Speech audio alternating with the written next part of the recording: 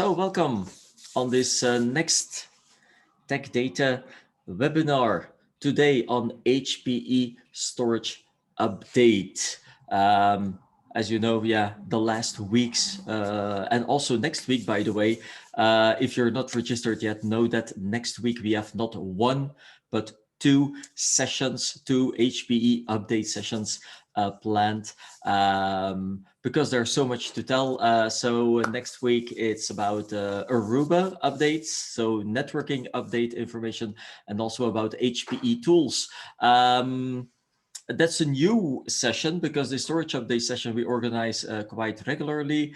But that tool session is the first one. I want to make some publicity because we notice that too often we get these questions about how do I create a configuration? You build a bill of material for us. How do I have to update this? I need to add memory. I need to change the CPU.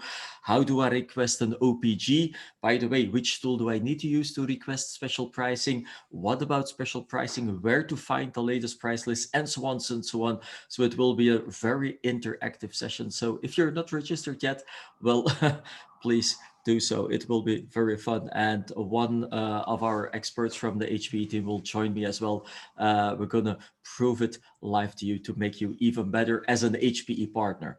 Now, of course, most of the update sessions are about the products, of course. So today it's focused about storage. I can tell you, and I will repeat it at the end of the session. So the next quarter, so from May on, we're working at this moment at the final agenda. So May and June and July timeframe. There is so much to say about new announcements. For instance, the latest announcements about compute as well with the new AMD Intel models. So keep your agenda and keep your email visible, because you will get invitations on these upcoming webinar sessions in May and June as well. A lot of exciting news.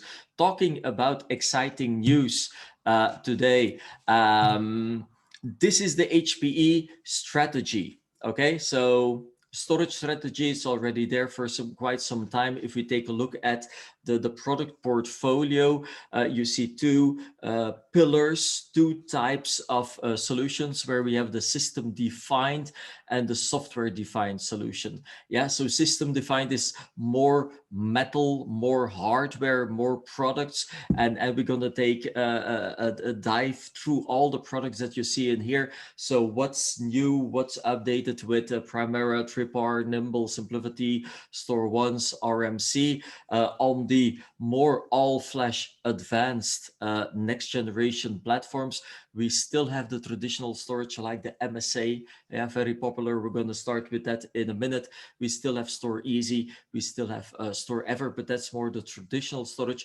While at the other side, with all the clouds coming our way, we have to deliver a hybrid IT solution as well. You see more and more solutions also on the software side, because you will see in a minute that SIMPLIVITY is not only moving from system defined, but is also going to software defined more and more. We have the StoreMagics, the Dateras, the Cohesities, the Cumulos, the Scalaties of this world, VMware vCen, of course, is there, and Zerto. These are all software defined products, most of the time through a partnership, but they are on the HPE price list. Okay, so you can get these licenses through HPE. Will gives you that much easier experience to buy, also to maintain. We can help you with the pricing, of course. It will be one bill of material with everything in there. So that's a strategy today. And then, of course, we have the portfolio, which probably you will have seen already in the past. Not that there will be changes in the future, at least not on the products itself. However, I don't know that you know this, but definitely I am registered already. So if you go to the hpe.com website, and if you take a look at social media, it's everywhere, on LinkedIn, on Twitter, even on Facebook. There is that announcement May 4th. There is a big announcement. I don't know what. I have an idea, but I'm not allowed to talk about it yet, because I have to wait until May 4th, because then there's the big announcement with HPE CEO Antonio Neri. So the only thing that I can say is, yeah, join me and go take a look at that event of what will be announced. But anyway, if you follow the messaging on social media, HPE is changing the game again. So it's not, hey, there's a new Nimble, or there's a new Primera, or there's a new MSA. No, they're going much further than that. The strategy will change. Yeah, okay. Strategy will change, not really, but the vision on storage, yeah, today. Because we know we're talking about years already about the digital transformation, and also we keep on generating data, data being on premises or in a cloud, because we have so many clouds today. And when I talk about the cloud, it's not Azure and Google and Amazon and so on. No, there are so many clouds today, also with the edges and the data centers. So that's the whole idea. And so on May 4th, HPE will announce this. And you will see soon after, as soon as we get the details and we are allowed to communicate about it, well, in May, probably it will be end of May somewhere, there will be a new storage update session, of course, based on what we will see today, but then transformed with the new storage vision, with the new strategy from HPE as well. Where can you find it? Just go to hpe.com/storage. Okay, so the home page of HPE storage, just go there, or go on the social media, and you will find the link as well. And if you cannot find it for some kind of reason, just send me an email or call me and I will deliver the link to you as well. But like I said, it's hpe.com/storage. Okay, so put it in your agenda. It will be an important big day, right? So anyway, it's not because there will be big announcements on May 4th that doesn't mean that there's not any information that I can share. Believe me, I have so much information. It will be a full agenda today with the latest information that I found on Seismic and PS Now. So the portals that you can find as well. So there are so many slides. So I picked the most important ones that I'm going to share with you. Most popular, or at least very popular today, is still MSA in the SMB market. So let's take a look there. So it's not really that there is a next generation MSA yet available, because when was it? 2020, last year, that there was the 6th generation MSA announced. So there are now some minor updates announced, but don't expect in the upcoming months that there will be new hardware on MSA. Where is MSA positioned? Well, SMB, they have their specific IT challenges, declining budgets, yeah, or flat budgets. Everything is getting complexer, because with those hybrid solutions that we have data here and data somewhere else, we have to move that data. We have to think about security. We have to think about agility. We have to think about scalability.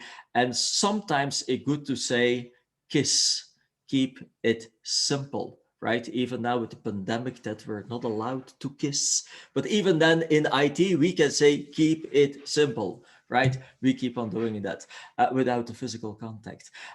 So Gen 6, there you go. Nice box, sold already a lot of them. It's simple, it's fast. We're going to talk about performance in a minute, and it is affordable indeed. Yeah. And that's at least that as we see with all the models that we have also in stock, and that you are requesting bill of materials of that. So it keeps on being a very popular model. So quickly, if you want all the details, by the way, about Gen 6, know that there was a dedicated MSA update webinar. Okay, it was somewhere in the beginning of this year. Note that the recording is still there. Note that the presentation is available as well for those who didn't make it. So please let us know, and we'll send you a copy of that presentation with all the deep dive information of what's new in the box. Most important to remember, it's still 2 controllers, 2 pools, active-active design. New controllers, however, with a new ASIC that will deliver that more performance. It's now 12 gigabits as end-to-end connectivity. We still have a variety of large drives, small drives, SSDs, HDDs, spinning media. It supports encryption with self-encrypting drives.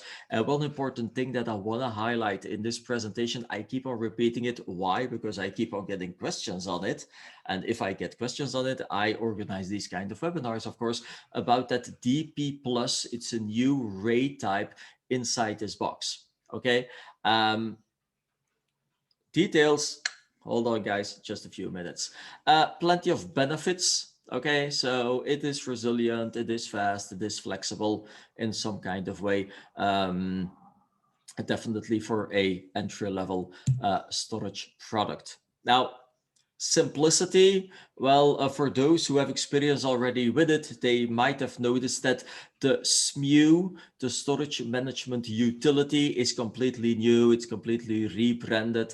The look and feel of other HPE tools. So if you know other HPE tools like ILO, Amplifier Pack, OneView, SSMC, and so on, you will recognize the look and feel of the HPE tools. Okay, you get more information, so more information about performance data, about utilization. There is more historical information in there.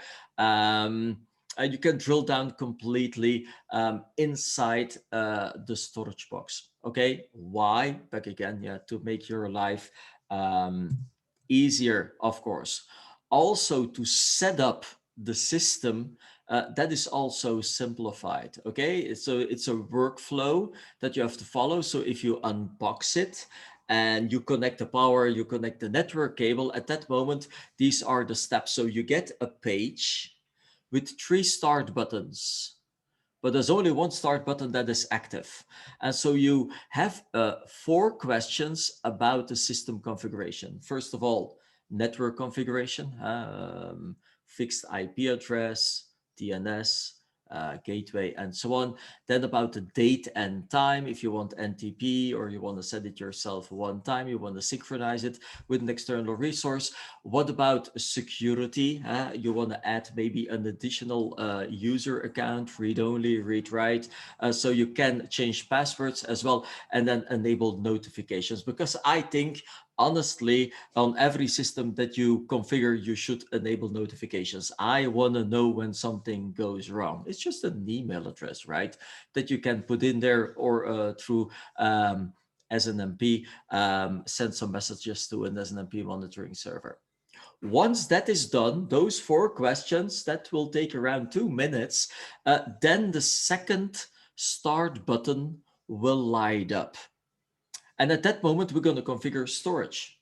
Well, you see how easy it is to configure storage. There's just one question. You have to configure your pools. So you can have, still like in the past, we can have 1 pool or 2 pools assigned to one controller. Now today, with the performance of those controllers, most of the time, and definitely if you stay below 24 drives, 1 pool is more than enough.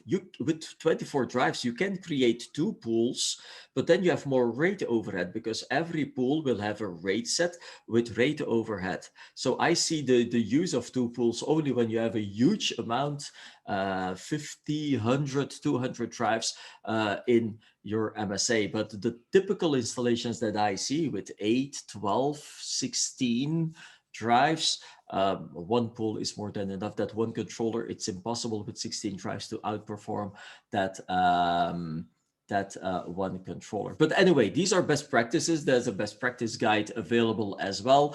I will talk about that later as well. But anyway, so you just configure the pool with SSDs, with HDDs, RAID 1, RAID 5, RAID 6, or that DP plus that I will talk about in a minute in the presentation as well. So we configure the pools, and then there's a final 3rd start button that is active. And at that moment, we're going to provision our storage. At that moment, we're going to create hosts. It can be through SAS, iSCSI Fiber Channel. We're going to configure volumes, and we're going to connect those volumes to those hosts. And then we have a summary, and then that's it. Yeah. So it's really easy. It's really hard to make mistakes. Yeah. There's nothing to be forgotten because these are the steps that you need to do for years already to configure an MSA. Only they did it now in a nice workflow with those 3 start buttons. Okay. Skip the manual. Yeah, you can skip the manual. Always take a look at the best practices or think logically. Like I said, the setup, the configuration of those pools. Sometimes I see 2 pools for 8 drives, which is a little bit, that's overhead for sure, right? Um, Good. Talking about performance, I just told you in the next generation there's a new ASIC. People were asking me, well, how fast is an MSA? Well, there you go.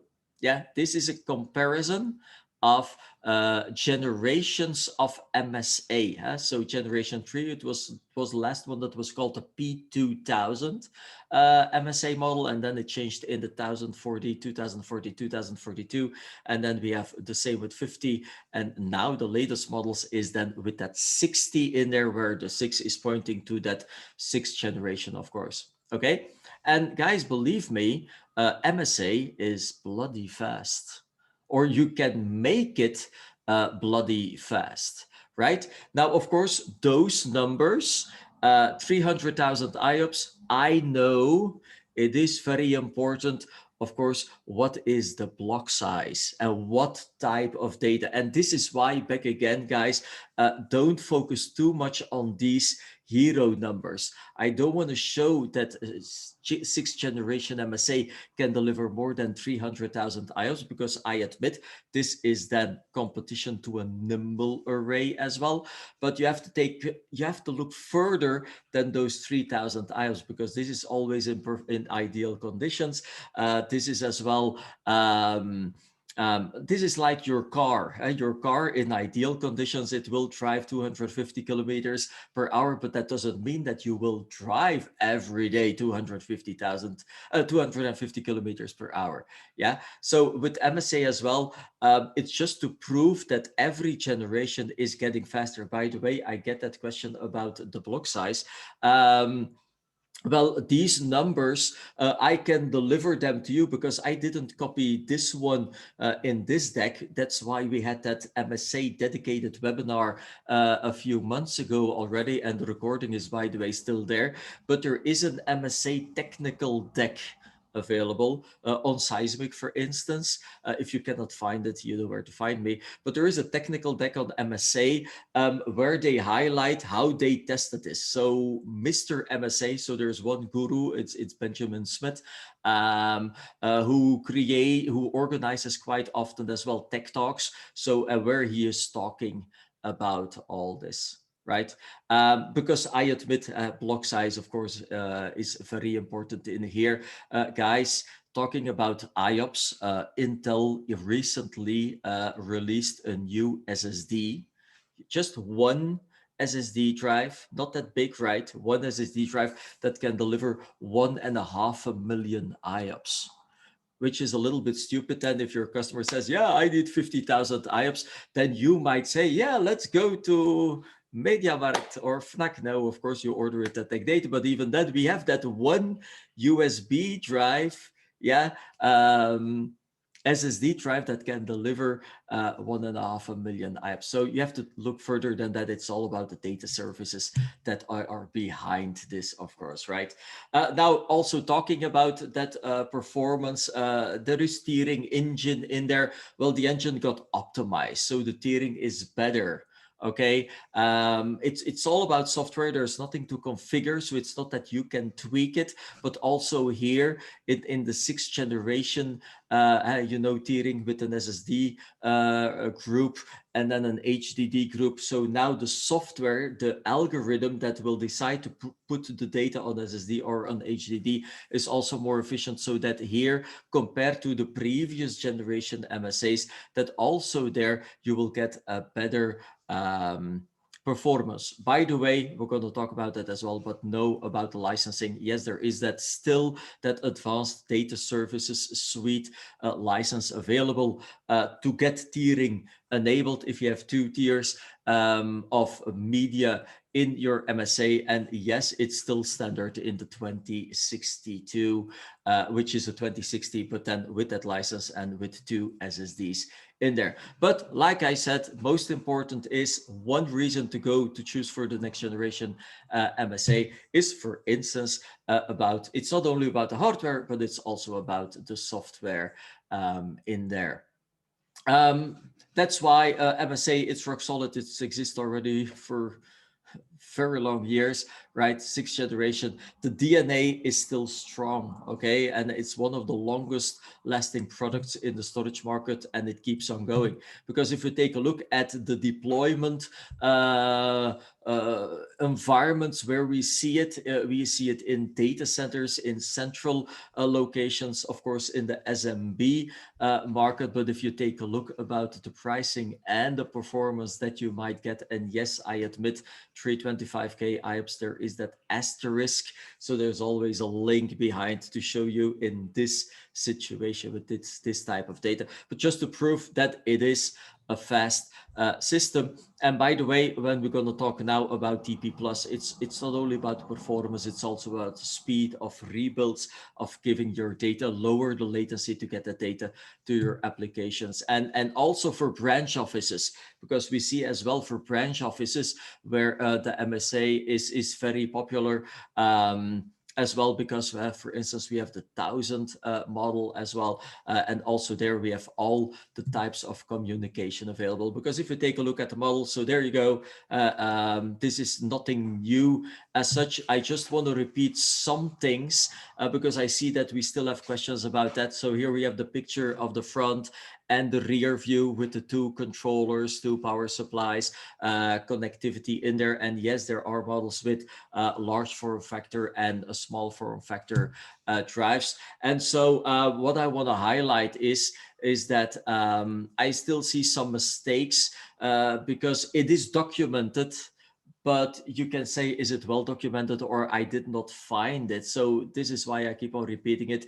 MSA 1060, entry level, cheap model. It is fast, yeah, not the 325,000, but anyway, it is fast in some kind of way. And what you should know is that yes, we have 3 types of controllers. So for the connectivity, MSA is the one that has and fiber channel and iSCSI and SAS, so direct attached SAS, serial attached SCSI from host to storage. Now, what you should know is that with the previous generations of MSA, we had those converged controllers. You had the SAS controller, but then you had that converged controller with iSCSI and fiber channel. And it was the GBIC that decided if it was fiber channel or iSCSI. Well, now in the 6th generation, this is not available anymore. So I understand why you have that converged controller. A customer starts now with iSCSI, and then in 2 years, just by changing the GBICs, at that moment, yeah, he can change from iSCSI to fiber channel. And we got to be honest, how many customers did this? Once they go for iSCSI, they stay on iSCSI. Once they go to fiber channel, they stay on fiber channel. And so this is why today in the 6th generation, we don't have those converged controllers anymore. You, with your customer, of course, you have to decide if you go for iSCSI or fiber channel or SAS. Okay, guys, I hope that makes sense. That's the first important thing on this slide. So we have a fiber channel controller, we have an iSCSI controller, and a SAS controller. And so when you buy an MSA 1060, it's up to you to define, to choose the language, the protocol that you're going to use. A second important thing is if you go to iSCSI, because that iSCSI model is a very popular model, you should know that the iSCSI model is 10 base T, RJ45. Okay, so the 1060 has 2 ports, by the way, and then the 2060, the 2000 series has 4 ports, the 1000 has 2 ports. Same performance, but less bandwidth to it. But very important here is that the 1060 has RJ45 Why do I say that? Because in a minute you will see with the 2060 that that one has indeed SFP plus. Okay, so very important there if you want to do direct attach or through a SAN network. So you have to see which switches that you need to provide, of course. Okay, so because sometimes I see mistakes in there as well. So 1060, 10 base T, RJ45 only. Besides that, everything that you might expect, SSDs, 10, 15K RPM drives. Yes, we have the 7.2K midline SAS drives, and we have the self-encrypting drives there.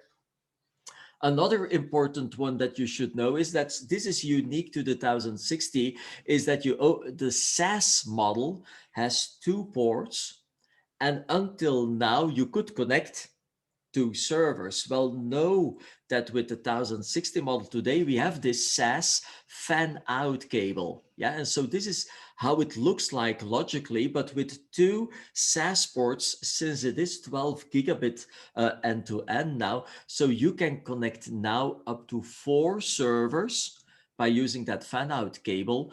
You can connect 4 servers in direct attach with SAS on this MSA 1060. Again, why do I keep on repeating this? Because it's MSA 1060 only. There are always people that are calling my colleagues in the HPE team, Wim, Christophe, Steven, and they say, hey, I need a 2060 with the fan-out cable because then I can connect up to 8 servers. No, this is not possible. Okay, so keep on trying, but it will not work. Okay, it's only with the 1060, but you can connect up to 4 servers directly connected to it. One thing that I need to highlight as well, always go take a look in the compatibility guide. Always take a look at which HBAs you need to install inside the server. Now, don't worry, my colleagues from the HP team, they know this meanwhile as well, but also take a look at the operating systems that are supported in direct attach or in a networked environment, because also sometimes there I see some mistakes happening.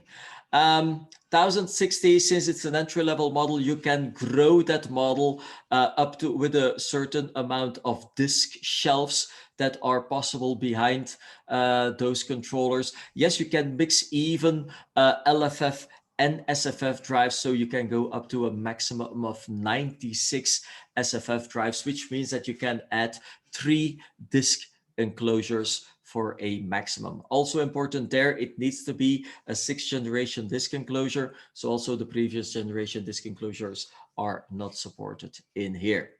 All the latest details, because I know there's a new drive available now. So always go take a look in the quick specs for the latest information. But hey guys, this is not bad for an entry level solution. We have quite a lot of capacity there.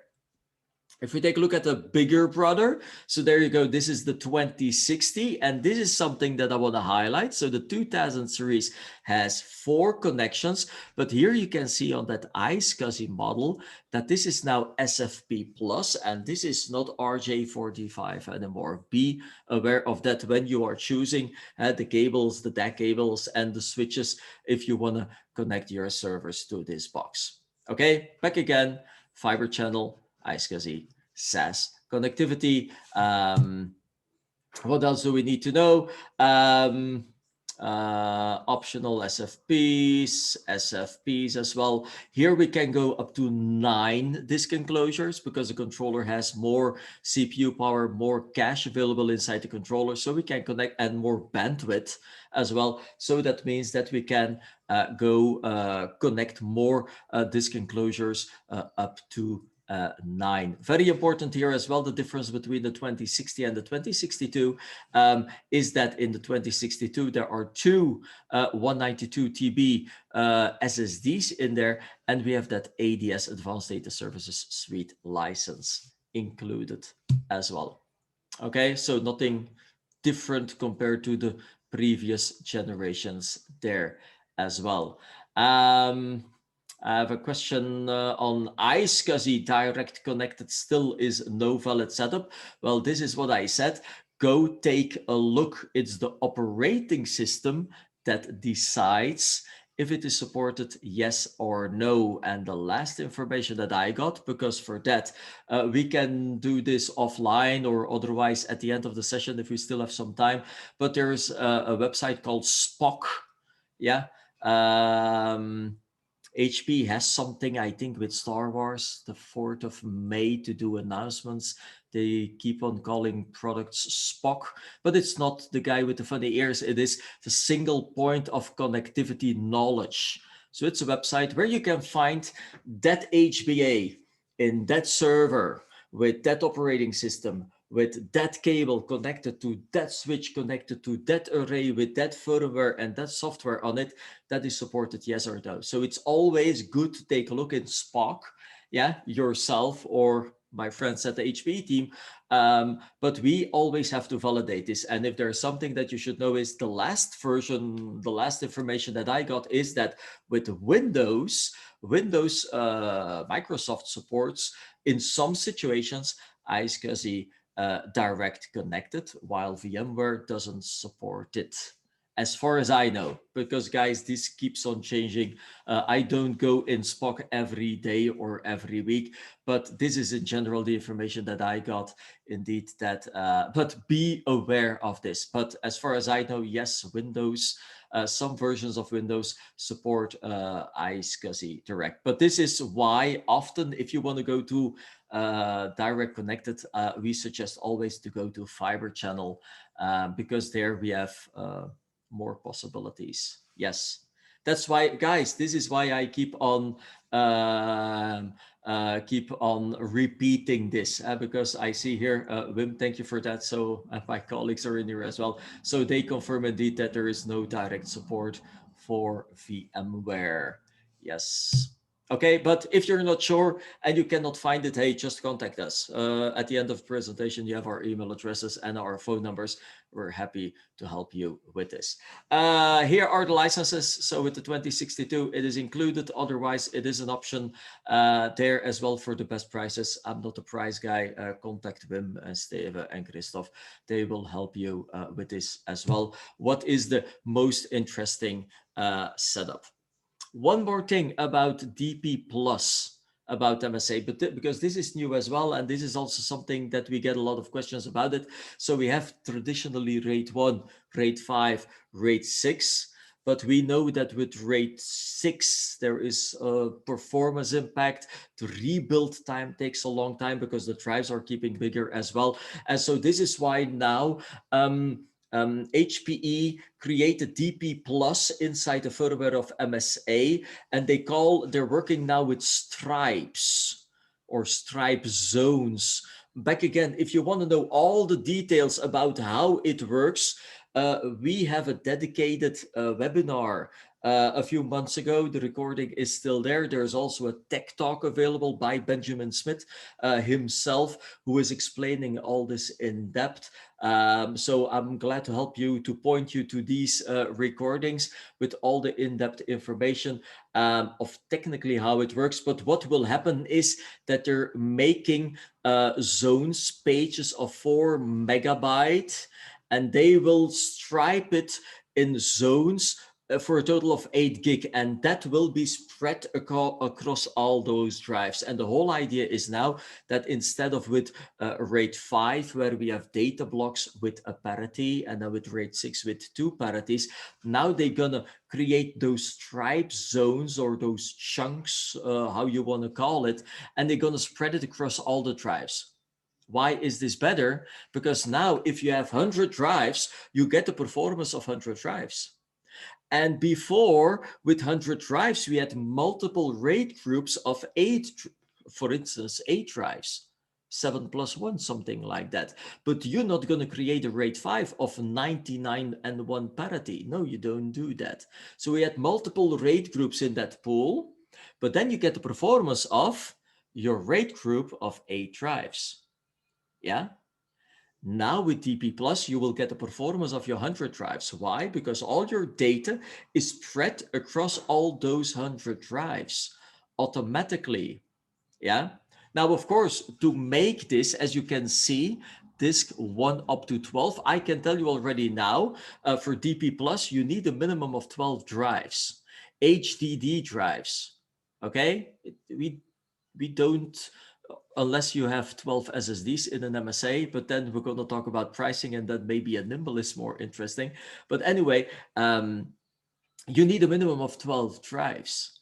Okay, be aware of that. So if you have a customer with 8 drives with an MSA, just keep on going with RAID 5. RAID 5 is not bad, right? It's only with 12 or more drives that you can go to DP+. There's, of course, an advantage as well on DP+. So the performance is better, the rebuild time is better, but also if you want to grow afterwards your disk pool, you can do that in increments of 1 drive. You can grow that DP+ pool or RAID group. Yeah, while with the traditional RAID 5 group, if you created a RAID 5 group 7+1 with 8 drives, you cannot extend that one. This is also a mistake that is made quite often, is that, okay, the customer now needs a few terabytes more. I buy 2 drives and I'm going to grow that existing RAID group. Guys, this is not possible since generation 5 already with the virtual pools. This is not possible anymore. Yeah, so you have to create a new RAID group. Yeah, this is all explained in best practices. Okay. So by the way, Sven, I will explain. I will answer your question at the end of the presentation. Yeah. So DP Plus, like I said as well, all those data blocks are spread across those, let's say, practical example, 100 drives. Now as well, you will see that we don't have spare drives anymore, because traditionally you have to provide as well a spare drive. This is not the case anymore as well either, because now we have spare capacity across all my drives. We don't have a dedicated 1 or 2 spare drives anymore. What's the result? Well, also the rebuild time will be faster, because now we can rebuild 1 drive that was bad. Now we can rebuild it with all those spare chunks of data which are spread across all those 99 other drives. Yeah, so that's the whole idea. And so this is now the reason recovering from a drive failure, we need less IOs. In total, you need a certain amount of gigabytes, of course, to reconstruct that data, but we have less IOs on 1 dedicated spare drive, because we can spread those IOs now across all those 99 or the number of drives minus 1 that you have in your DP Plus pool, right? So this is why definitely for the larger configurations, guy, I see some experts in here as well. Guys, I don't want to call it chunklets, but this is similar to what Tripar was doing already for many years. Yeah, they call it chunklets. It's not exactly the same, but the idea behind it at least looks very familiar. Okay. One more thing that I want to highlight. Often I get questions about, hey, performance problems, stability problems. When is InfoSight coming? Well, InfoSight is not there yet for MSA. It's on the roadmap, but it's not there yet, because with InfoSight, we need to collect data, put it in a big database, artificial intelligence, blah, blah, blah. But first, we need to collect that data. And this is now with the 6th generation MSA, where HPE is working on it with a new software. They're collecting the data and they make it ready. And believe me, at one moment in time, they will upload it to InfoSight. They will get InfoSight. But now, while we are waiting for InfoSight, HPE created already something called Health Check. So it's a website that is available, publicly available for you, HPE partner as well. It doesn't cost any money. It's a public website. I'll show you the link in a minute as well. But so what you can do is, instead of having, because these are numbers that they found out, HPE support in 2018, these are the latest numbers that I found publicly, they had 255 outages caused by old firmware. So downtime caused by old firmware because you didn't update the firmware. Now I'm not blaming you, because probably your customer didn't give you the money to do those updates, or you didn't have the time to do those updates, whatever.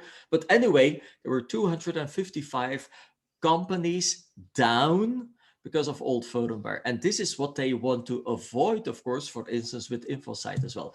So what you can do now is it takes less than 5 minutes.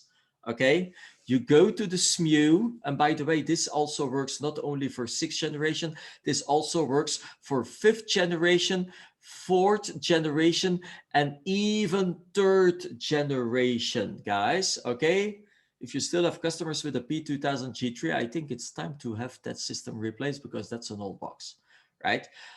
What you need to do, you download the MSA log file. Where can you find that MSA log file? Well, you just, by the way, I'm going to show you in a minute the link, but there is explained for generation 3, 4, 5, 6, where you can download that MSA log file. And then you upload that log file on the website. Yeah, it takes less than 5 minutes. And at that moment, it will run 12 checks against best practices that you should validate in the best practices document, but that is not always happening, or maybe just at day 1, but not the 5 years after. So get the log file, ask your customers, send the log file or send it to me. It happened already often. And then I upload this log file, and then I can say, guys, there's a little PDF that comes out, and he will tell you, security, sparing best practices. Maybe there's a drive that is wrong. Maybe the default password is still default, which is not good either. Available hardware failures, whatever. Everything is explained in that document. And so this is the result. What happens most of the time, this is the installed version, and there is a newer version available. Oh my God, where do I have to download? Oh, Google. No, guys, just click on this link. And there is the software that you need to download to update your controller and maybe also the firmware of the drives. Yeah, so it makes your life easier. Okay, just click on there, download the software and update it. And you will get definitely better performance, better stability, a better storage experience. One final thing before we move on with the other products is about the sizing. Also about sizing, it is good, but everything can be better. We're coming from a long time ago, HPE storage sizer, which is now finally end of life. And we're moving towards Ninja Stars, because we as well, we keep on telling HPE we need Ninja Stars, because we have Ninja Stars for Nimble and for Tripar and Primera and Store Ones, and it's very easy to do a sizing. And so now, when is MSA coming, guys? It's there. Okay, hold on. That's the next slide. It's version 1.0, so it's not perfect yet. So this is why Benjamin Smith, Mr. MSA, he keeps on posting this Excel sheet. The latest version is version 1.7 that you can download as well from the HPE website in the Yammer pages. Meanwhile, my colleagues have it as well. So if you don't have the latest version 1.7, you want it, send us an email. We can deliver it to you, or on the Yammer pages, you can download it as well. Just look for Benjamin Smith, and he keeps on updating this Excel sheet. And this is the one that we are using. I don't say that it's perfect, but it helps in most of the cases. By the way, there is a training available to use this Excel sheet, short training. But it will help us to say this number of SSDs, this number of HDDs with caching or tiering. Well, this is the expected performance and the capacity that you will get. But like I said, in the latest version of the Excel sheet, there you go at the bottom, it's clearly stating, guys, there is now a calculator that became an official tool. First, it was an internal tool, but now also HPE partners are allowed to connect. So you can see this here. So recently, a few weeks ago, they added this second button about the passport login. And so it's called now Ninja Online for MSA, because also Ninja, the Ninja tool that we know, which is a Windows executable, it is migrating towards an online platform. And MSA is the first one being in there. Okay, so this is how it looks like. This is the link, by the way. So yes, you get a copy of the presentation, but what I'm going to do is, because this is live, I'm going to connect to my webpage here.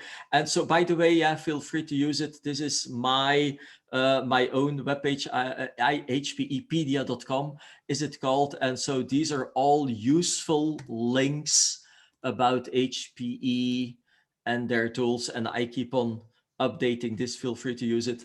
I don't make any money out of it. It's just to make my and your life easier. And when you go to storage, so here is the link to the MSA health check. Okay. Yeah.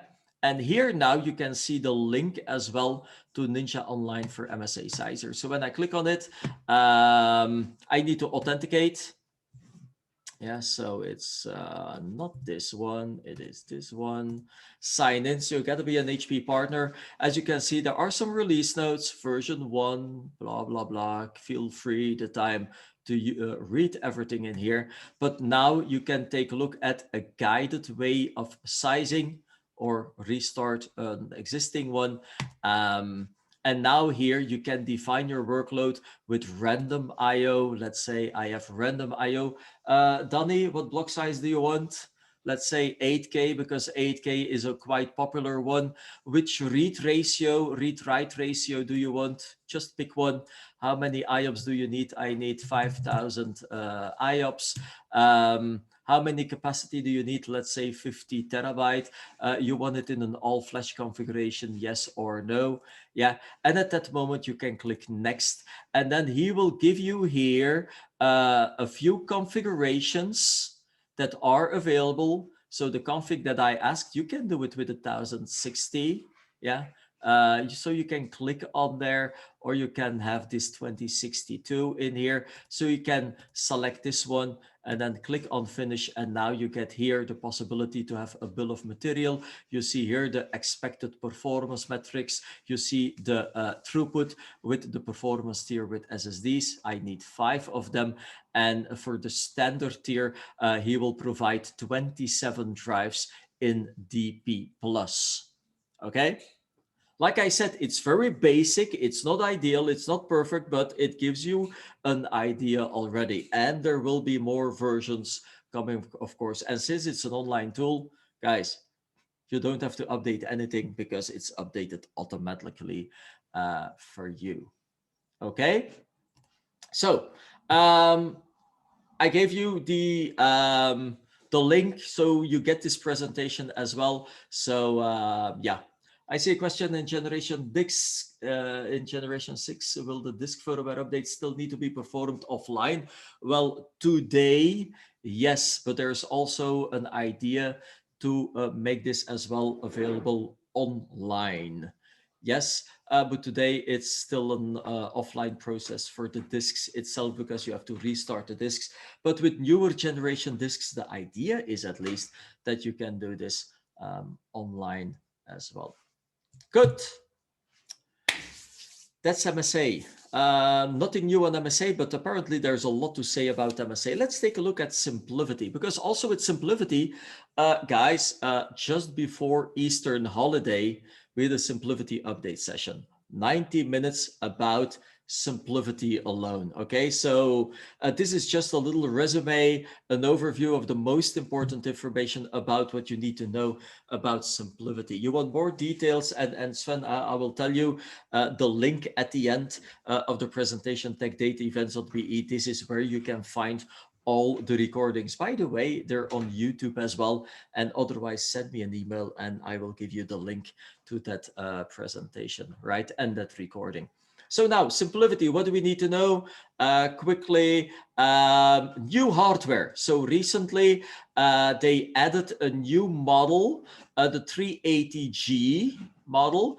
So we had already models by 6, by 8, by 12, by 16, which means that there are 6, 8, 12, or 16 SSDs in there. Well, now, last month, HPE added a by 24 model, delivering you a raw capacity per node 32 terabyte.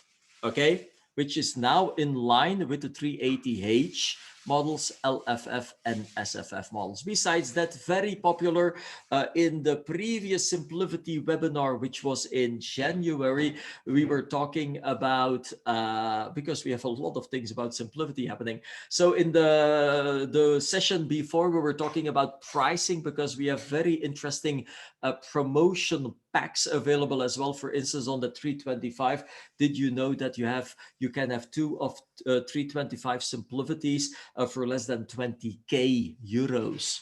Your buying price, for instance. So it's very popular. We're selling it like hot cookies today as well, also for those edge sites for sure. So challenge us, contact us, let us know, because we have a lot of hardware solutions in here. And now there you go. So the buy 24 model is there, and also with the software update, there are a lot of things happening in the SIMPLIVITY environment. So I put all these slides in there for you as a reference, because it's not that easy to find in the quick specs as well. So today we have Intel Skylake and Cascade Lake CPUs. We expect that the next generation Ice Lake is coming soon. They're not there today yet, but they will be there soon as, of course, Intel starts shipping these CPUs. But the last rumors that I heard, it won't be before June time frame, and then it will take some time to qualify and certify. So it will take some time before it will be there in SIMPLIVITY. So we stick on Skylake and Cascade Lake CPUs today. And so we have that 24 model SSD all-flash software optimized model in there. This is the picture. This is just how it looks like. It's a DL380 with 24 SSDs, an insane amount of capacity in there. And inside the box, there is VMware with SIMPLIVITY software, right? Very important message. SIMPLIVITY version 4.1.0 is there. And when it was released on day 1, there were a few geeks like me who downloaded the software, and apparently there was an inconsistency in one of the zip files. It was a compressed file, and there was a problem with that file. And so for those, it was just the first day. Know that there was an updated version 4.1.0 410A available the day after. So be sure that you download that one, posted on the 2nd of March. But those who downloaded the file on the 1st of March, be aware that the file wasn't consistent. Now, the most important information that I need to share is that indeed there was an announcement on the end of life of the all-flash. We call it the classic, the 380 classic models. If I go back to the portfolio, so on this slide, the left model, so the 380 classic here with the accelerator card, you should know that that model is now being announced, being soon end of life and end of sales later at the end of this year. Okay. So it will be available for existing customers to grow their clusters, but for new customers, we advise to go to the 380G models, software optimized models.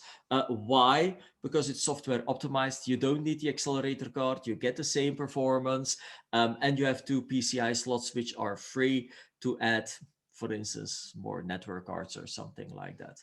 Okay, so today, all the new SIMPLIVITY configurations that we are making, they're based on the 380G. Okay, because that's the road ahead for HPE SIMPLIVITY portfolio. And so we have this mapping here, because in the 380 Classic with the accelerator card, we were still talking about an extra small, small, medium, large, and extra large t-shirt sizes. And so this is just to give you an idea. The extra small is definitely a by 4. The small is a by 6 or a by 8, depending of the situation in the 380G, or you can go to the 325 even. So those really extra small and small, you can do this as well with a 325 model, for instance, as well. Or for those really big customers, yeah, you can go to the 1624 or that hybrid model at that moment as well. So we will help you. We will help you. We will guide you as well. We have that. I have that Excel sheet still updated as well with the expected capacity in the cluster. So I added the by24 in there as well. So we will help you to find the right model for your existing and your new configurations, of course. That's for the hardware. What about the software? Also here, if we take a look at the software release, it was quite some time ago that there was an update about SimpliVity software. Well, now, 1st of March, there was 4.1.0 long expected version. Why? VMware 7 support. Maybe some people are waiting for containers, the Kubernetes plugin to put containers on SimpliVity, and also more data protection, easier lifecycle management, and plenty of other things that were being added. Yeah. So this was the previous webinar. We went all in detail in all these updates in this presentation. I just picked the most important ones. So like I said, VMware 7 support, specific versions, always go to the interoperability guide. Yeah, I am planning as well a more technical session about SimpliVity and the interoperability guide, because I get a lot of questions about this. I need to upgrade from an old version to a new version. How do I have to do this? Well, also it will be probably in the June timeframe, but I am planning as well a session specifically on this one. So stay tuned on that. So ESXi 7.0 update 1 is supported today, at least last week when I checked the latest version of the interoperability guide. And the VCSA version today is already 7.0.D as well. So A, B, C, and D are supported. As far as I know, the latest version on 7.0.0 was D. That one is supported. There are some changes in VMware 7, of course, and also for SimpliVity, there were some updates as well within the plugin, so the Vi plugin and so on. They got upgraded. Also, the upgrade manager got more intelligence to make your experience easier to upgrade your environment. By the way, we still have 6.5 and 6.7 support as well. By the way, one important thing as well, I don't know if it's on the slide somewhere or maybe it's on the, no, it's not on this slide either. But anyway, generation 10, so ProLiant generation 10 SimpliVity supports 4.1.0. If you still have customers with Gen 9, there was for some short time, a half a year, there was a generation 9 ProLiant with SimpliVity. Know that generation 9 is not supported by 4.1.0. So your customers with Gen 9 SimpliVity, they the latest version there is 4.0.1 update 1. To upgrade to version 7, there is a specific upgrade path that you need to follow. Back again, this is something that I'm going to highlight as well in the upcoming webinar somewhere in the June timeframe. And also on my blog, bitcoin.be, I'm going to write an article on it. I assume it will be next week somewhere. I hope that I find the time to finish the article that shows that, first of all, you have to upgrade the SimpliVity software to 4.1.0. So first of all, the controller, the virtual controller OVC needs to be updated to 4.1.0. Then you get out of the upgrade manager, because then you have to upgrade vCenter, and then you have to upgrade ESXi to version 7. And then you can move on with your upgrades. Okay. So be aware of that, guys. This is just awareness. It's all well explained in the PDF, the upgrade manager document, and in the interoperability guides as well. If it's not sure, just call me, just send me an email, and I will point it to you. With 4.0, cool integration with store once. So SimpliVity has backups built in SimpliVity, and now the backup is inside the SimpliVity advantage. We can do really quickly backups, and we can do really quickly restores of your data.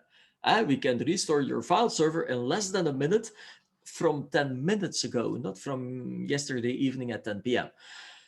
Of course, disadvantage or potential disadvantage. What if I lose my SIMPLIVITY cluster? There's a fire, boom, something happens, I don't have my cluster anymore. I lose my data, but I also lose my backups. Well, for that, we have backups in other clusters or backups to store ones.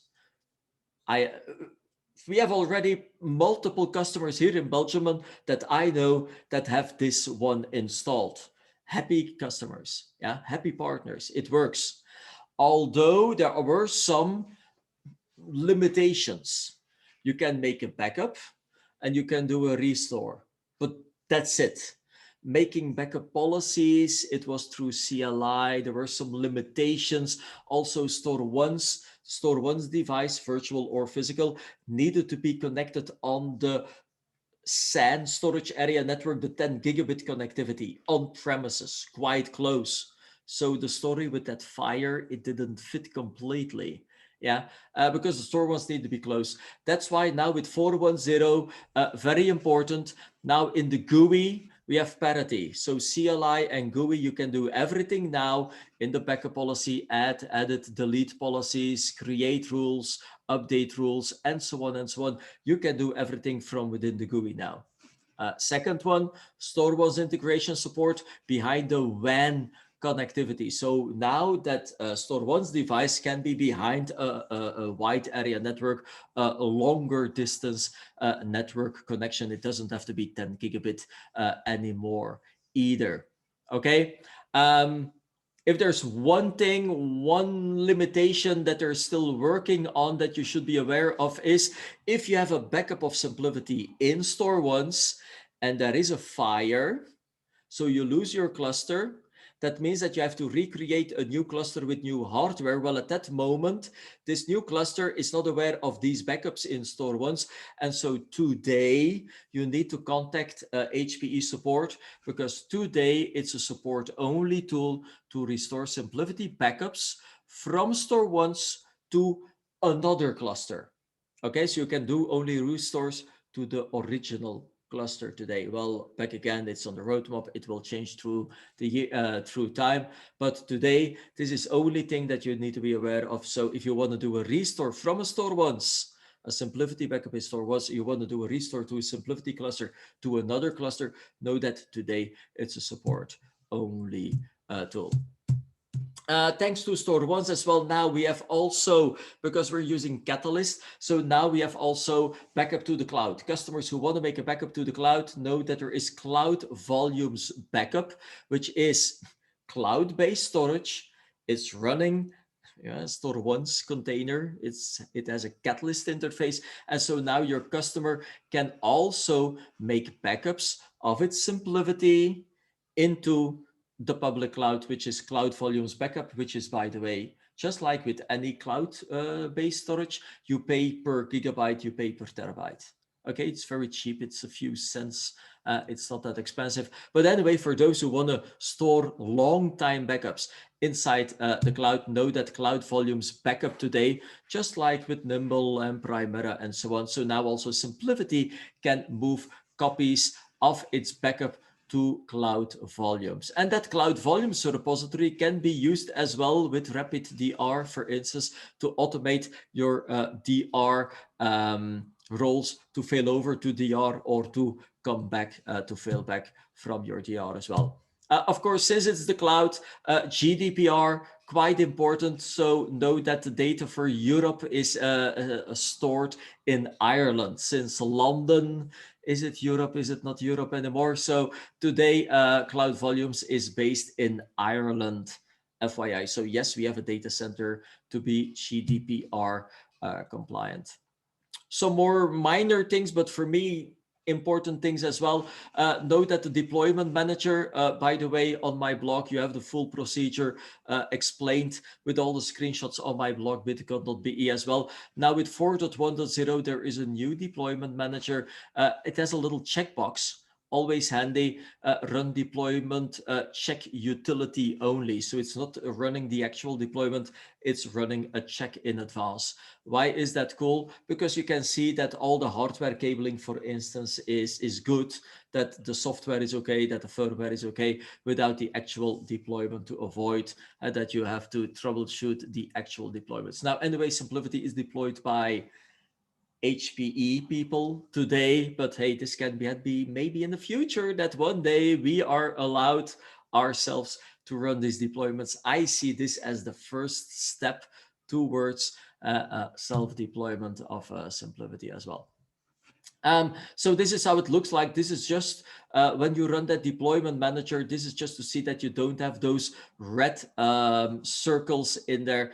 This is just to see what is missing or what is wrong. It's doing a lot of hardware and software checks in there. The advantage is that at that moment, you can save that configuration into an XML file, and then that XML file can be reused afterwards to do the actual deployment. So you don't have to fill in all those IP addresses and DNS names and gateways and passwords and so on anymore, because it's all in that XML file. So it makes your life easier as well, right?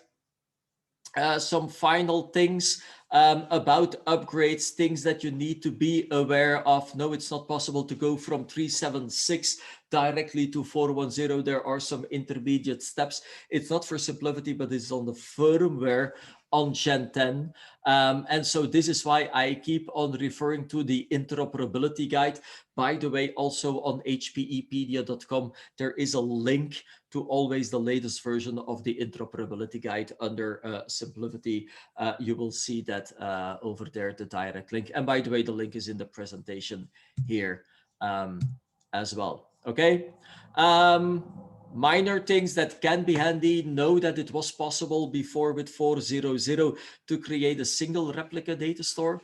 This is for applications that have HA already within the application. For instance, SQL or Exchange can have HA databases with a DAG setup, distributed database. So at that moment, data availability groups, that was what I was looking for. But anyway, so if you have your data within the application that is redundant, it's a little bit stupid that the underlying data stores have also high availability with sync replication.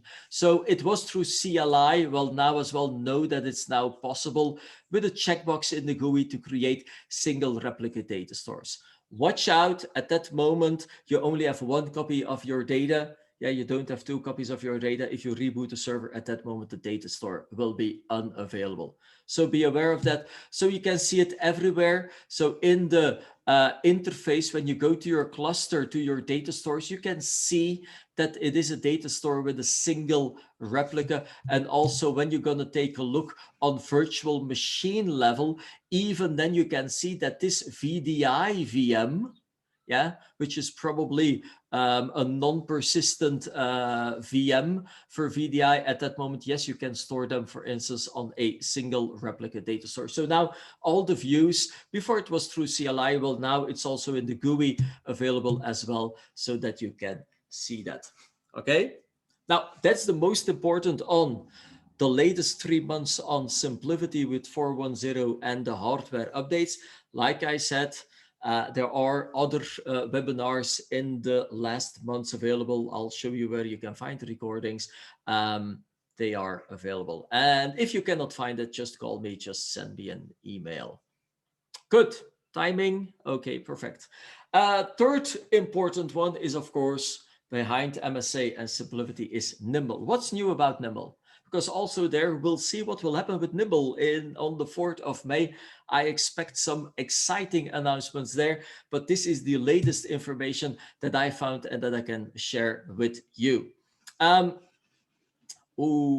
are so many solutions deployed. There are plenty of customers. There are very happy customers as well with the customer surveys, the support ratings, which are very high. Yeah, and also with the Net Promoter Score, which is customer satisfaction score, very popular in the US, by the way. Well, Nimble is still there today in the top 1% of happy customers, which means a lot. And also here in Belgium, I see Nimble customers are happy customers. They're not complaining. It's fast. It stays available. Support, if there's a problem, support is easy. By the way, they don't have to call support because they have InfoSight, and support is calling them. Support knows before you have a problem, they know this as well, and they will connect to you. So that's the whole idea about Nimble. Back again, we have Nimble webinars available specifically as well. By the way, we have demo environment. If you want to have a demo, know that we can deliver as well a demo about Synergy, Nimble, SIMPLIVITY. We have most of it. We have it available for you to showcase it to you and to your end customers, of course. So I'm going to show you the highlights of why Nimble is cool. So it is available. It is reliable. We guarantee 6 nines of availability. For those who are good in mathematics, how much downtime can we have? Or how many uptime do we guarantee with Nimble? Well, 6 nines is somewhere around 31 seconds. Yeah, max. Okay, so also there, if you need to do firmware upgrades or hardware upgrades, even the scalability is fantastic. So the system stays available. So we have safe upgrade paths, software and hardware. We have also HPE cloud volumes, block and backup over there. The scalability, we're going to talk about that in a minute, but scalability is very cool. So you can upscale the performance or the capacity independently of each other. And of course, we have InfoSight. We have that full stack visibility, cross-stack analytics from the VM up to the lowest SSD and everything in between. We can see what's happening in there. And there is a recommendation engine. So InfoSight will be giving you recommendations before there is an issue. You can compare it with Waze, a traditional GPS solution, and Waze. Waze is also, because it's intelligent, he knows when there is a problem before you, in front of you, that you can go to the left or to the right to avoid those traffic jams. Well, InfoSight is doing exactly the same thing. And InfoSight, by the way, you will find it on SIMPLIVITY as well, but it's there for a year. InfoSight and Nimble is already there for 10 years. We have much more insights on a Nimble environment, and so this is why we get much more value out of InfoSight as well, thanks to Nimble. Talking about the portfolio, nothing special today on the portfolio. We have the HF hybrid or adaptive flash series arrays. It's a combination of spinning media and SSDs. And we have the all flash arrays, which is of course SSD only. We have models 20, 40, 60, 80 with the AF series. So the higher the number, the more IOPS that you will get. With the HF series, we have 20, 40, 60. Back again, the higher the number, the more IOPS that you will get. So we have also Ninja Stars, not the online version yet. It's still a local executable, but we have a Ninja Stars tool that you can download. Also, the link you can find on HPEpedia, by the way. And we can do the sizing together with you, and you will get a nice overview. This is the bandwidth, the IOPS, the capacity, the performance. There you go. You take a screenshot of Ninja Stars, you just give this one with the price to your customer, and there you go. Sizing, selling Nimble is oh so easy. The sales cycle of a Nimble is very short. If we take a look at what is a Nimble array, I'm not going to dive too much into detail because this is Nimble already for 10 years, but it's about the platform. How you're going to use it, all flash, hybrid. We're going to finish in a minute about DHCI. Disaggregated, a hyper-converged solution is available as well. The magic is the Nimble operating system. So there's a file system in there. It's called Castle, Cache Accelerated Sequential Layout file system that is being used. So it's not using RAID 5 or RAID 6 or DP plus or chunklets. It's using triple parity plus. So that's unique. There's nothing to configure. Triple parity plus. Always. We can lose 3 drives, even we can have bit error, bit rot within a drive. We can lose bits within one drive, even then we don't lose data because there's multi-state checksums in there by default. Nothing to configure, always on. There are plenty of data services, everything that you can expect: sync replication, async replication, snapshotting, integration with Veeam, cloud volumes, peer persistence, quality of service, all inclusive licensing. Everything is in there. Compared to MSA, no SAS connectivity. Nimble is iSCSI or Fiber Channel. And the management is done through an HTML GUI interface, CLI, RESTful APIs, Kubernetes integration, VMware integration, Microsoft integration. All the integrations are available for free. And of course, we have full insight view with InfoSight, of course, right? So about that scalability, what I was telling you, very important here is customers that have an MSA, they need more capacity. Okay, we're going to add disks, but we are limited with those groups, or we have to have DP plus, or we need more performance. Yeah, but if you want performance, you need disks. You need more capacity. Well, automatically you will get more performance because this is traditional to a traditional storage solution, not with Nimble. So with Nimble, we start with a Nimble box and we get a certain capacity and we get a certain number of IOPS. If the customer wants more capacity, well, no problem. We can add disk shelves. By the way, we're going to add disk shelves. We're not going to add 2 or 4 or 6 drives and 2 SSDs in there. No, it's always a disk shelf that is being added. But it's very easy. There's no migration of data or restriping, whatever. We guarantee performance, we guarantee availability at all time. So we can grow the capacity online, no performance impact. Or if the customer says, I need more IOPS, we can grow online that controller from a 20 to a 40 to a 60 to an 80. Yeah, by just adding controllers. You don't have to add drives to get more IOPS. You just upgrade controller. And now if the customer says, yeah, but I need more than this, I am at my 80 and I need more, well, no problem. You can add up to 4 of those arrays in a scale out environment. It's one big Nimble, management wise, it's one big Nimble with a lot of capacity, because now we quadrupled the capacity and we quadrupled the number of IOPS as well, all online. Yeah, unboxing and putting it in the rack is the heaviest job that you're gonna do, because afterwards it's just clicking on a button, add capacity, add storage, upgrade controller. You can do this all online. This is why Nimble customers are so happy, because it makes your life easier. Yeah.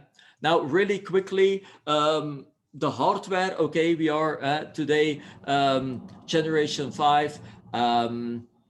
We'll see what will happen in the future. There will be more coming for sure, but also it's all about the software. So Nimble OS. So depending of the box that you have, it's also InfoSight that decides which version that you're allowed to run. So we have a Nimble OS 5.3, which is the latest version. So it's a GA candidate, but general availability. So that's the default shipping Nimble OS. That's 5.2 today. And you have to take a look in InfoSight if you are eligible, if you're allowed to upgrade to a newer version, yes or no. So you don't have to go to the website and see what's the latest version and then download it and so on. No, InfoSight will tell you, hey, you're allowed to upgrade, yes or no, right? So there you go. There's it's an overview of all the versions. As you can see, always functions that were being added. You don't have to care about it. InfoSight will tell you that it's time to update, yes or no. So there are some additions in 5.3. One important one, 25 gigabit Ethernet NIC. Why do I want to highlight this? Because a lot of adapters are 10/25. Well, this one isn't. So this is a 25 gigabit Ethernet port. And so I know already a few situations where they bought a Nimble and they want to connect it today on 10 gigabit because in the future they want to upgrade to 25. Well, this card doesn't support 10 gigabit. Be aware of that. So it's a 25 gigabit port. So that means that at the other side, you need a switch or with direct attach. Yeah, but at the other side, the network card needs to be a 25 gigabit network card, of course. Besides that, not going to dive too much into details because there are tech talks, there are webinars available from HPE specifically on this one. And for those Nimble customers, probably you will attend as well the Nimble live update sessions from Walter. Mr. Nimble in Belgium is Walter van Holst, and he is organizing as well every 3 months, something like that. Every 3-4 months, he is organizing as well these kind of update sessions specifically on Nimble. So if you're interested, also I suggest to register for those update sessions from Walter. So I put this as a reference in the presentation because you will get a copy of the presentation, right? There was 5.2. They added storage class memory SCM to lower the latency. There were some announcements on peer persistence with the synchronous replication. There were new drives that were being added. 32 gigabit fiber channel is there since quite some time, since 5.2. So there you go. You have that full feature list as well for your reference. And 5.1 is already out quite some time, more than a year ago. But 5.1 was also an important one. I keep on repeating it. Yes, Nimble today supports synchronous replication. We were waiting a long time, but know that it's available today as well. And also yet another reason why you need to update firmware sometimes, just by installing 5.1, you got a performance increase. Yeah, firmware updates is not always to just make your life more difficult, to get money out of your customers. No, often it's about stability, it's about performance upgrades that you get. So be aware of that, of course. Okay. Also, this is a nice link, infosite.hpe.com/welcome center. Nimble started with this, and I can tell you that that welcome center page will be being expanded to other platforms. I know as well that SIMPLIVITY, and by the way, Primera is already there. So you will find very easy guides, topics like pre-installation checks, physical installation, the explanation, the videos that are available in there. Just go to that link and all the information is there, because today Nimble, it can be customer installable. I don't see that the customer will be doing it, but it's allowed that the customer will be installing that Nimble because it's simple, by the way. It's all explained in there. I see all the other HPE products going there as well one day. So know the link, go take a look in there. It's really simple as 1, 2, 3. Like I said, getting that box, it's, by the way, it's 40 kilos to get that out of the box and putting it in the rack is the heaviest job that you're gonna do that day. All the rest is just go there and follow the procedures. It's so easy. Also on InfoSite, by the way, InfoSite, other story, other webinar. InfoSite keeps on updating as well, since it's a SaaS, an online cloud platform. But also there, the recommendations were, until last year, you had to go to a tab called HPE Labs. And there you had those recommendation engines. Well, now today, you don't have to do anything for that. You don't have to enable them. They are there. When you log into InfoSite, I'm going to organize a webinar as well, somewhere May, June timeframe, about InfoSite to show this. Now the recommendation engines are there. Hey, do this, more this, upgrade the controller, add network cards. Hey, that VM is on a bad data store. Noisy neighbor is good. He impacts the latency of other VMs. So we suggest that you create another data store or you enable quality of service. All these kind of recommendations were being put live now as well in InfoSite. Okay, and oh yeah, by the way, for those who are using Hyper-V, long awaited, but yes, finally it's there. Know that InfoSite is available as well for Hyper-V customers as well. Okay, how does it work? You have to install, a local collector agent in here. And that collector agent will collect all the information from the Hyper-V clusters and then we'll upload that to InfoSite. And as you can see now, we have Primera, Nimble, StoreOnce, RMC. By the way, SIMPLIVITY is in here as well, meanwhile. And now we have Hyper-V and VMware as well available. Okay, good. Finally, nimble DHCI, because DHCI is nimble, by the way.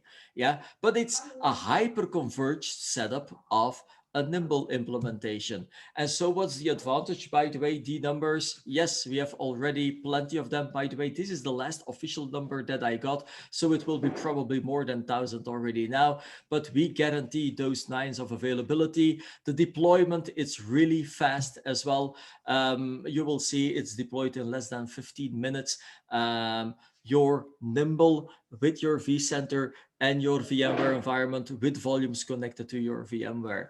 And this is why, for instance, on the last VMworld 2020, this is why Nimble Storage DHCI won the best of VMworld 2020 for virtualization and cloud.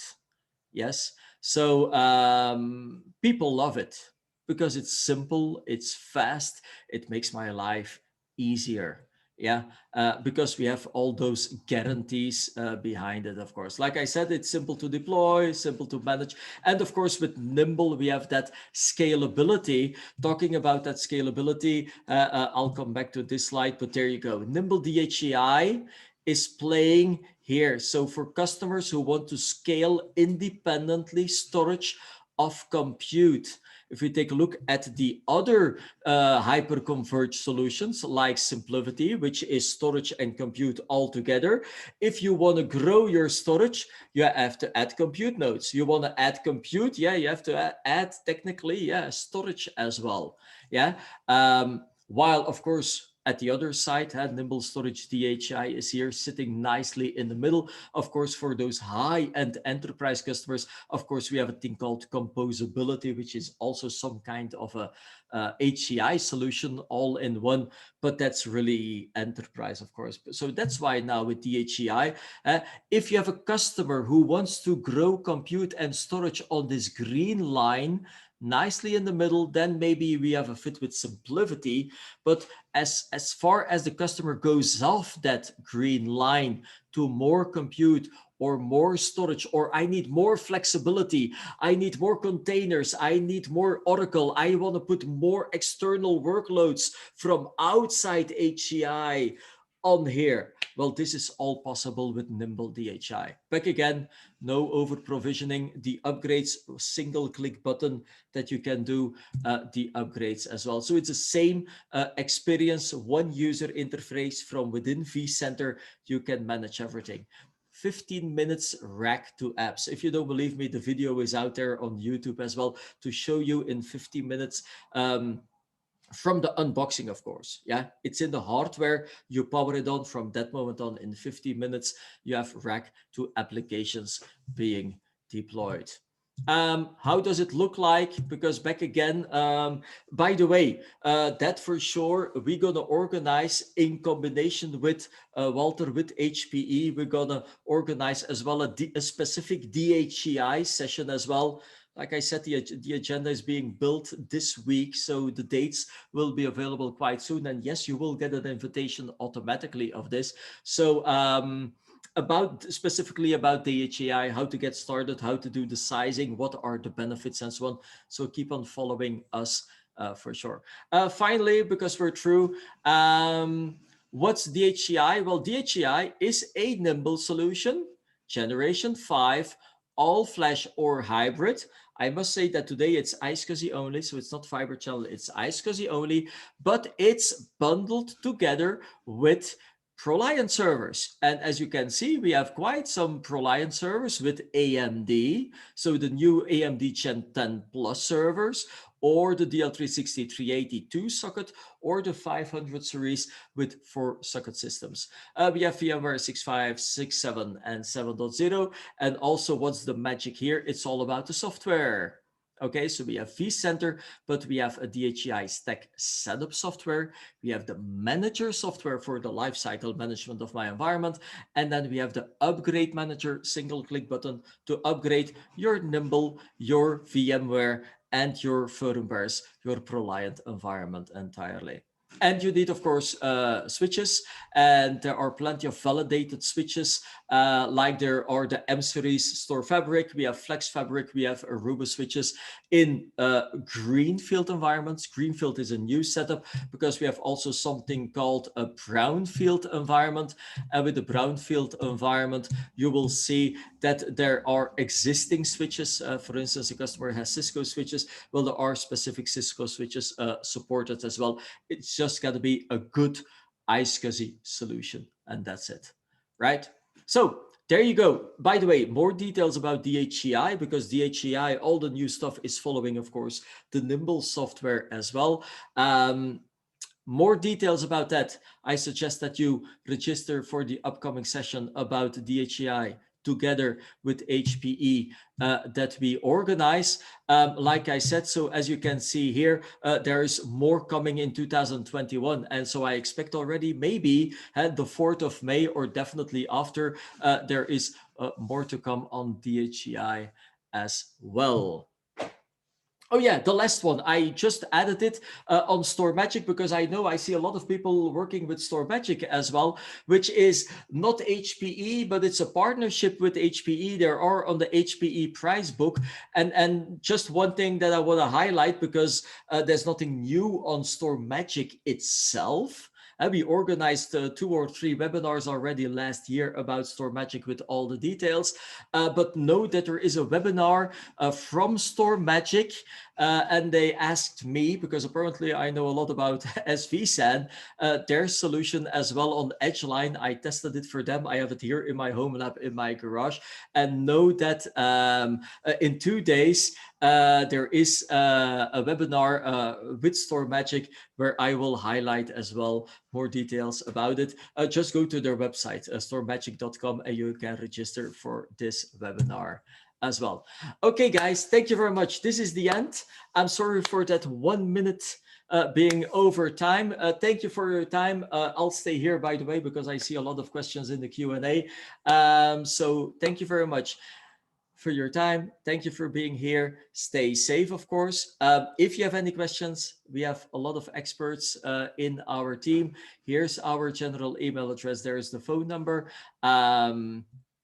Stay safe. And yeah, there you go. Here's that link, techdataevents.be. So when you go to that website, you will find all the recordings from all the HPE events that we organize, and also from all the other vendors that we have available at TechData. And if you want a copy of the presentation, it is being sent out, and otherwise there is my email address as well. So feel free to contact me. Good, guys, I stopped the recording now, and I'm gonna answer the questions that are open in the Q&A.